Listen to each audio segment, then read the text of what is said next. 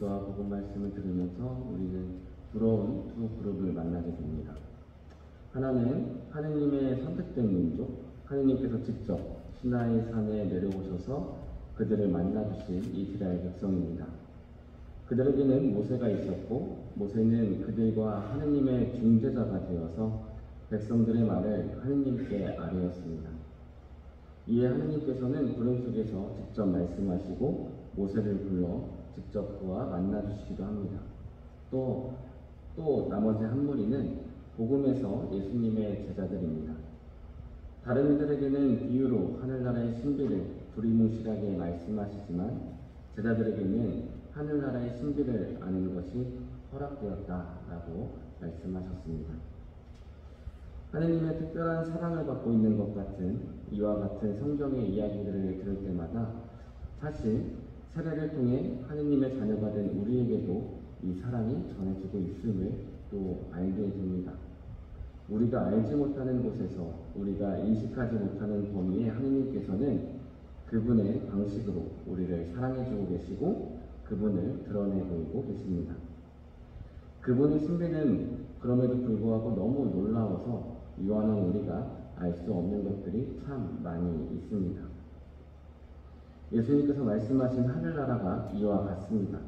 그들이 알아듣기 쉽게 예수님의 말씀이지만 이해하는 사람은 예수님의 제자들로 국한됩니다. 너희에게는 하늘나라의 신비를 아는 것이 허락되었지만 저 사람들에게는 허락되지 않았다. 공의로우신 하느님 아버지 하느님께서 사람을 차별하신다는 말씀일까 라는 생각도 해봅니다. 분명히 아닐 것입니다. 그들은 똑같이 겪고 똑같이 배우지만 그들의 아집에 사로잡혀 생명의 말씀을 깨닫지 못하는 것 같습니다. 지금 당장 눈에 보이지 않는 하느님의 나라를 어떻게 설명할 수 있겠습니까? 예수님께서는 이 진리를 선포하기 위해 비유라는 방법을 통해서 우리에게 말씀을 주셨습니다. 하늘나라는 영원한 생명이 있는 곳, 우리의 인식범주를 넘어서는 곳입니다. 이에 대한 예수님의 선포는 비유로라도 설명해 주시고 알려주시고자 하는 예수님의 사랑이 담겨 있습니다. 또한 제자들은 예수님을 위해 자신의 모든 것을 버리고 따른 사람들이었습니다. 반면 다른 사람들은 듣고 또 들어도 깨닫지 못하고 보고 또 보아도 알아보지 못하는 사람들이었습니다.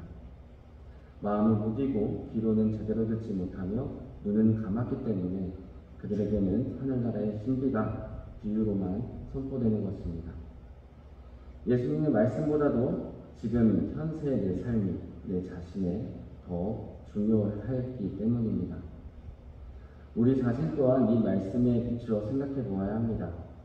우리는 과연 제한적으로 하느님 나라에 대하여 전해 들었을까요? 아닙니다.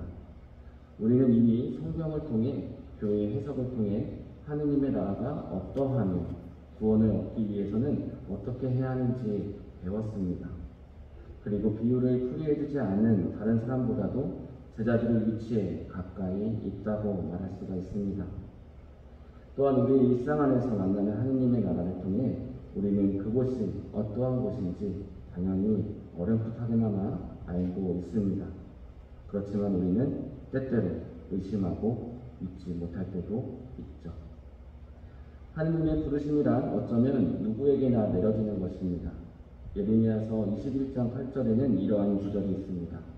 이제 내가 너희 앞에 생명의 길과 죽음의 길을 놓아둔다. 인간을 너무나도 사랑하신 나머지 그분께서는 우리에게 자유 선택을 주셨고 우리가 행복하시길 바라면서 두 가지 길을 다 마련해 주셨습니다. 우리의 선택은 어쩌면 당연해야 하지만 실제 우리의 삶 안에서 이 두 가지 길은 항상 우리를 고민하게 합니다. 이제 우리의 선택이 남았습니다. 우리가 선택하고 당신을 따라가는 그 길에 주님의 좀 함께 하시길 기도하겠습니다. 아멘.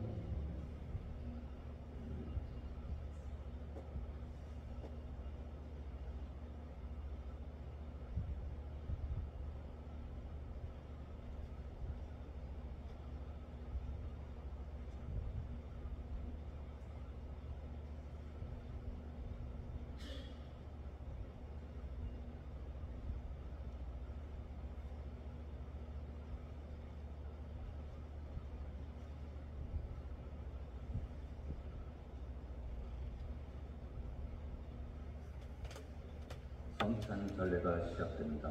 봉헌상가 510번입니다.